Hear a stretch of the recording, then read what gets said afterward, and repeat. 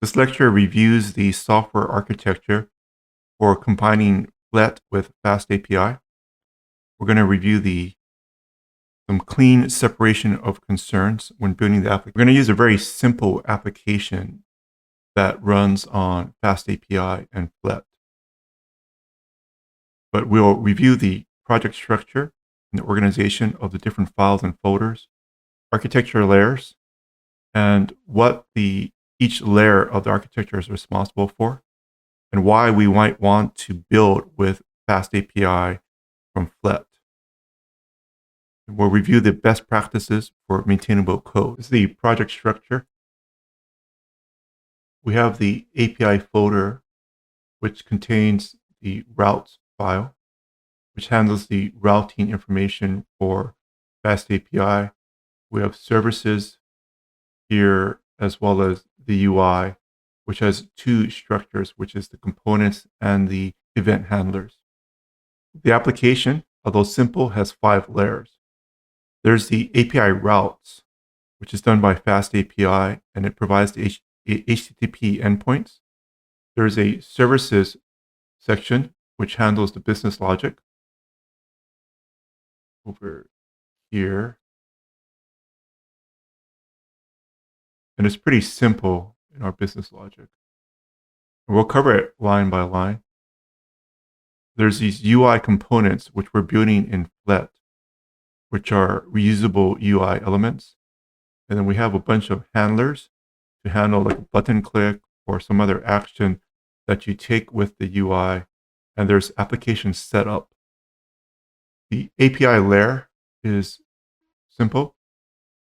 We're using FastAPI. We specify the endpoint here where the application will go to. So the Flet application will access this and it will get a message back. The responsibility of this layer is to define the endpoint.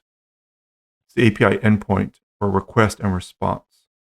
If we set up the layer as an API layer, you'll have a very clear understanding of what the API contract is. You'll know what the API returns. There's automatic documentation, and you can easily add authentication, validation, and middleware to the API. So everything above the API layer will be protected. So even if you switch over into a different UI, you just have to maintain the security of the primary API layer. You can also test the API layer independently with the HTTP clients. So this automatic API documentation is pretty interesting. I'm going to start the application.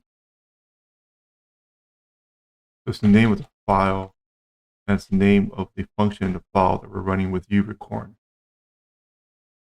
And then here, we'll do control click. We can run the Flet application in the browser tab, and it does function. But there's an API endpoint. So there's a docs folder here, or docs. And this is automatically generated by FastAPI. So we know the endpoint here, which was specified in our main.py, or the routes.py. So that /API/hello is the same as this right here. And the API is also accessible. We can run it. This is automatically generated by FastAPI. We don't have to write this. We can run it and we can get the response here in real time. If you build the API backend, you get this API documentation, which is executable. It's like a cut down version of Postman or an API tester that's already built in to FastAPI with no additional coding. We have a separate folder here for services, and this handles the business logic and external API communication. We're running it on the same server, the same FastAPI server, so it will be localhost in our example. Could be separate, but it increase the latency. I think when you deploy for most applications, you'll deploy the Flet application on the same FastAPI instance as the FastAPI application. We break out the services portion of the application separately. We can reuse this services portion in different parts of the application. There's also centralized error handling, although this example, I didn't put the proper error handling in just to make it shorter, but you can easily add it in here and then help with your debugging of your application. It makes it easier to mock for testing, and it can be swapped for different types of implementations. We're going to put the UI pieces in something called UI/components.py. So this will be the Flet interface. We completely separate the UI from the business logic. We can use these components across different views. We can modify the component without breaking the entire application with the business logic. And there'll be a clear separation between the structure of the UI, the layout, and the behavior, what it's supposed to do. So the handler, as the name would imply, it simply handles the button click. Instead of putting the logic for what happens with the button click inside of the button with the on click, we pass it this UI handler. So the component has this on click, and it's specifying the handler. So we don't have to put the logic for the button right here. We can put it into a different file, and then we can test the interaction with this one file. This handler only handles the user interaction.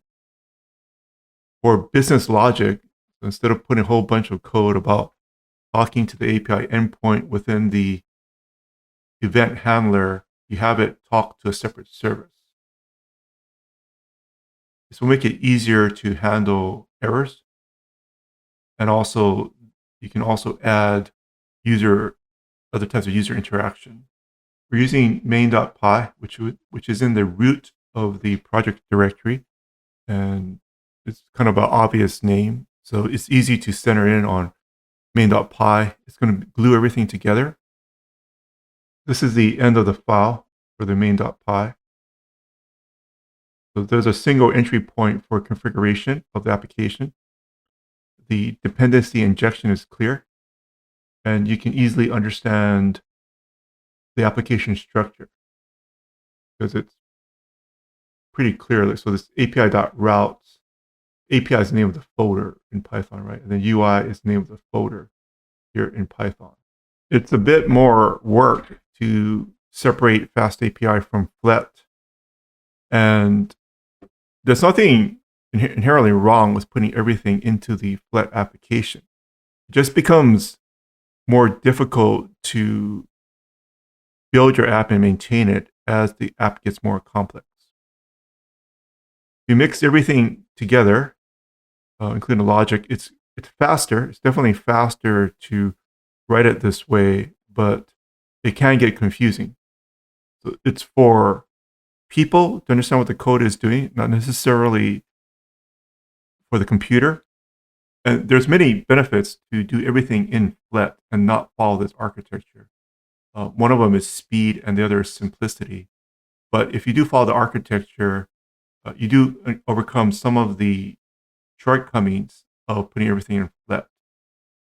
One thing is you can't use any other client if everything is in Flet. The business logic, you have to mix it into the UI code, usually. It's harder to test the individual components. You can't reuse API endpoints for web, mobile, or other clients. And most critically, it's difficult to scale as you add features. Even going back to your own code after 6 months, you may not understand what it does, or it may take you a while if your app got more complex. This architecture, again, is not the best way for all apps. This is more of a learning exercise. It is a more complex application, but there are many benefits for it. You have an API first architecture, which is common nowadays in the industry. There's independent scaling. It's easier to test it. We'll get into testing in the future. You have separation of concerns. You can talk about application architecture in your interviews. There's a more common development workflow in case you work with collaborative teams, and there's many benefits in production. If you follow the API first architecture, your API can serve web, mobile, desktop, and other services. You're following a RESTful design with the standard, industry standard HTTP endpoints, following the REST principles, which is the most common architecture right now. The API documentation of FastAPI, which we showed you earlier, it's automatically generated, and it's also interactive. For every endpoint you create, this thing is generated for you automatically by FastAPI. You can actually access the endpoint from within the documentation and execute the actual API endpoint code. You could scale the backend separately from the UI in case your application gets super popular. You could put the FastAPI application on a different server if you needed to. You can also easily replace Flet with something like React, which you might be using in your projects, your clubs, or your classes. And the API can become a microservice in a larger system. On a simple application, the testing is not that critical, but as your application gets more complex, this benefit of being able to test the API independently becomes more important. You can also test the button independently of the rest of the application. So what this means is you create a fake service that's super simple, that it actually doesn't connect to the API endpoint. You just have it return something as a test, and that way you can test whether the button click works or not. So the separation of concerns, once you get used to it, it's easy to understand. You might have been a team and you might be working on the API layer that's handling the HTTP request, the validation, authentication. And it's nicely to have the authentication locked down within this smaller section of your code.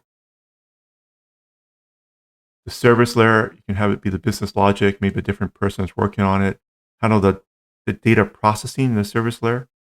And the UI layer would focus on the user experience and presentation. And often this UI layer, people get hung up on it because it's what the users are using. It creates an emotional experience. It is very critical, but a bug in the UI layer isn't going to be the same level of problem as a bug in, for example, the API layer. Work as a team with your friends. You can have backend developers building the API and services. Front-end developers will work on the UI components, and the teams can work in parallel at the same time.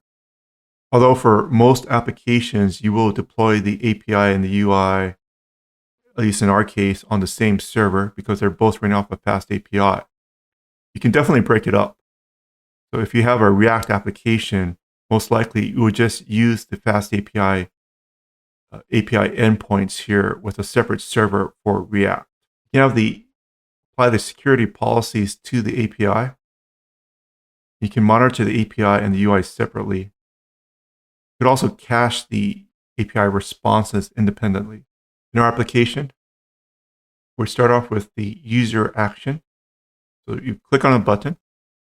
Our application is pretty simple. We have this button here. We press the button, and it puts out a piece of text here. The button will go to the UI handler. Then the handler connects the service layer. There's an API HTTP request, which goes to the API endpoint. It gets the response from the API endpoint. It gives back to the service layer, which hands it to the UI handler, which then will update the UI here. So you get, with the button press, all these things happen, and the UI is updated. Although it is more complex, because of the benefits of working on more complex projects in a team, these are generally considered the best practice. There's a single responsibility principle where each module of the application has one clear purpose. There's dependency injection, where the services are injected not hard-coded into the application. The separation of concerns, where you have API, business logic, and UI, they're all separate.